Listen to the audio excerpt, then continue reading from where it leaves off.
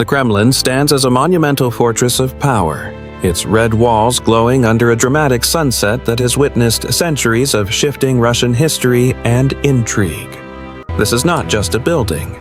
It is a city within a city, a 28-hectare complex where the outside world has rarely known the secrets kept inside. Spanning over 2 kilometers of fortified walls, this site houses 20 towers and 5 palaces, serving as a self-contained nation at the very heart of Moscow. The iconic red stars atop the towers glow with a fierce intensity, symbols of a modern era that replaced the imperial eagles of the past centuries. Placed there in 1937, these stars replaced the double-headed eagles of the Tsars, marking a profound shift in the political soul of this ancient stone fortress.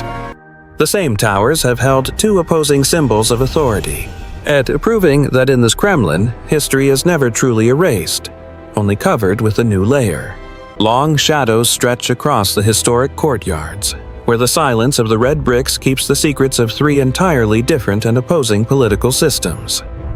The Tsars, the Soviet Central Committee, and the Russian presidents have all occupied these halls, each leaving their own mark on the fortress's evolving architectural soul.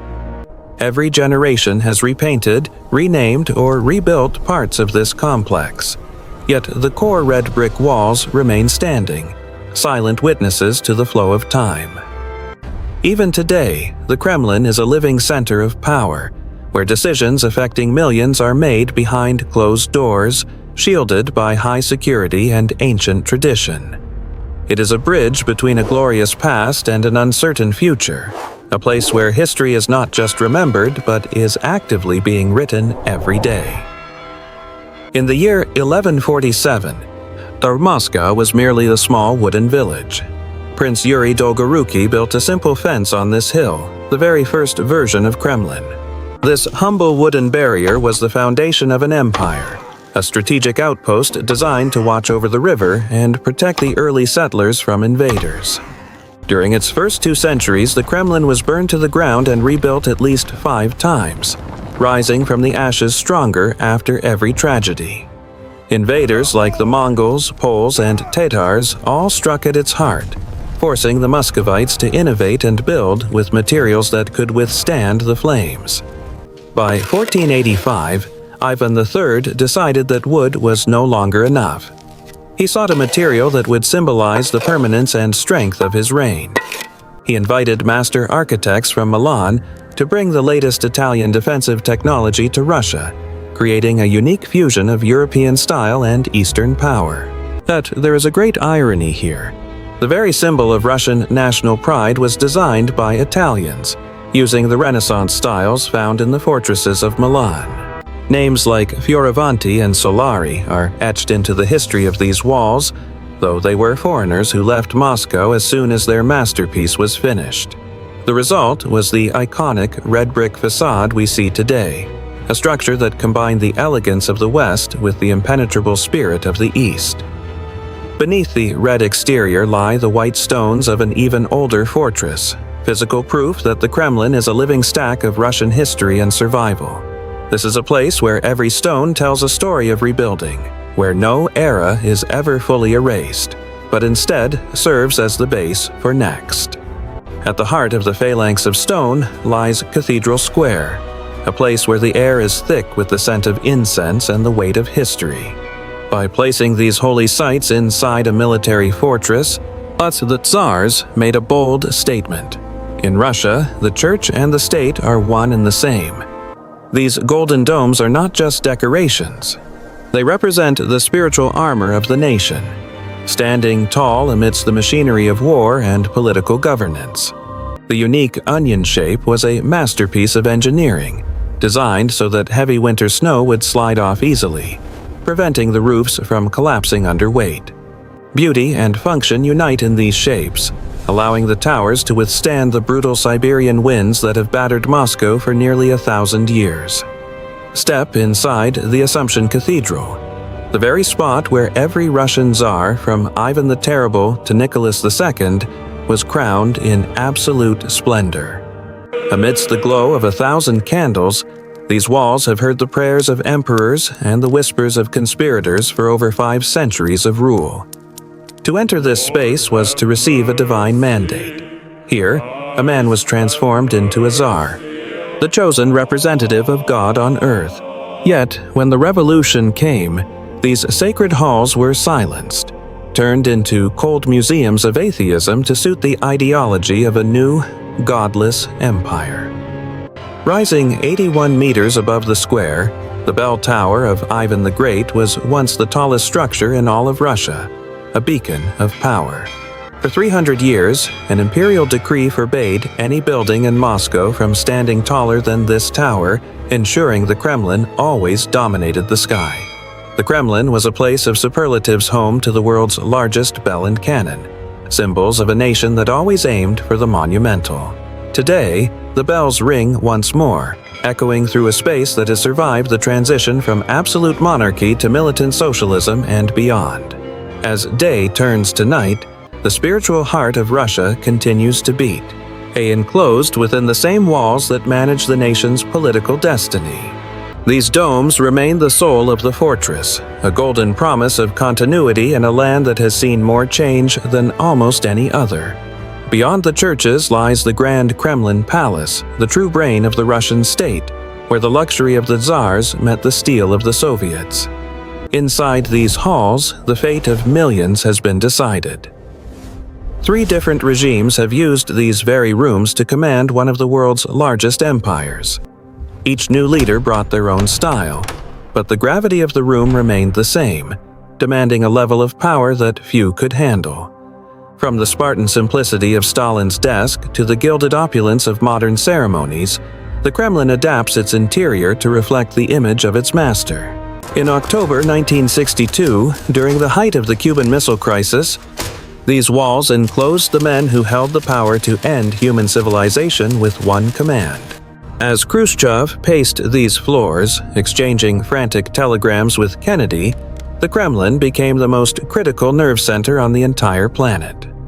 The fortress served its purpose perfectly, keeping the world's most dangerous secrets safe from prying eyes while the Cold War raged on the outside. From these windows, leaders watched the terrifying display of Soviet military might, a parade of steel designed to show the world that the Kremlin was invincible. The sound of boots on marble is the heartbeat of this place, a constant reminder of the discipline and order required to maintain such immense authority. Every document signed here carried the weight of an empire, whether it was a declaration of war or a plan for a new world order. The walls of the Grand Palace have seen the rise of ideologies that shook the world and their eventual, quiet decay within the same 4 walls. The work of the Kremlin never truly stops. It is a 24-hour operation where the future of the nation is constantly being debated and shaped. Modern technology now sits alongside imperial antiques, a blend of the digital age and the Iron Age of Russian political history. To walk these halls is to walk the path of the powerful, where every step is measured and every word spoken can change the course of history. It remains the ultimate command center, a place where the gravity of the past meets the urgent, high-stakes reality of the present day. December 25th, 1991 marked a day that the world thought would never come, the quiet, sudden end of a global superpower within these very walls. Mikhail Gorbachev sat alone at his desk, preparing to sign the documents that would dissolve the Soviet Union and end 74 years of history. With a single signature, 15 republics and nearly 300 million citizens were suddenly part of a world that no longer had a Soviet Union. At exactly 7:32 p.m., the red hammer and sickle flag began its final descent from the top of the tower, a moment of silence for an era. There were no shots fired, no angry mobs storming the gates. The empire simply ended with the lowering of a piece of red cloth in the night. As the Russian tricolor rose to take its place, a new chapter began. Yet the fortress itself remained as unchanged and stoic as ever before. The world outside was changing rapidly, but the red bricks of the Kremlin, built by Italians 5 centuries prior, did not care for human ideologies. The guards stood at their posts, witnessing the end of one world and the birth of another, without moving a single muscle in their stoic faces.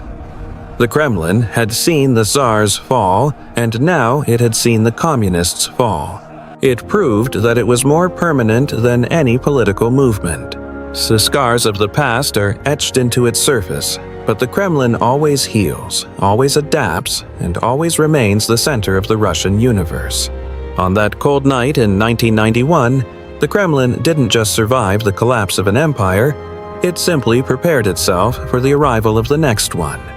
Today, the Kremlin remains the enduring heartbeat of Russia, a fortress that has outlived every leader who has ever tried to claim its soul. Since 1991, it has hosted 3 different presidents, each with their own vision, yet each ultimately shaped by the gravity of the walls they inhabit. The masters of the Kremlin change, but the Kremlin never changes for its masters.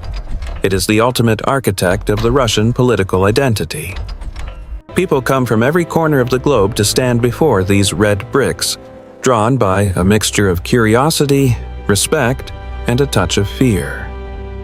To touch these walls is to touch history itself, and a physical connection to a past that is as brutal as it is beautiful and grand.